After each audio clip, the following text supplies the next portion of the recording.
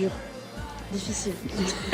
Ça, c'est nous quand on a su que le local pour notre futur resto nous était passé sous le nez. Parce qu'ouvrir un resto, c'est grave du boulot. Déjà, on a dû visiter des lieux, calculer si niveau loyer, staff, budget, on avait assez de financement, et ensuite s'engager auprès des propriétaires d'assurer pour cet été. Ouais, parce qu'au Guide Ultime, on a toujours rêvé d'ouvrir notre lieu. En fait, on est nombreuses à avoir bossé dans la restauration avant de faire des vidéos sur internet. Et du coup, même si on pourrait croire que c'est plus facile pour nous, bah on a bien galéré. Hein. En gros, quand t'ouvres un lieu, faut que tu fasses attention à 3 choses. Numéro 1, le type de bail. Est-ce que t'es en bail 369?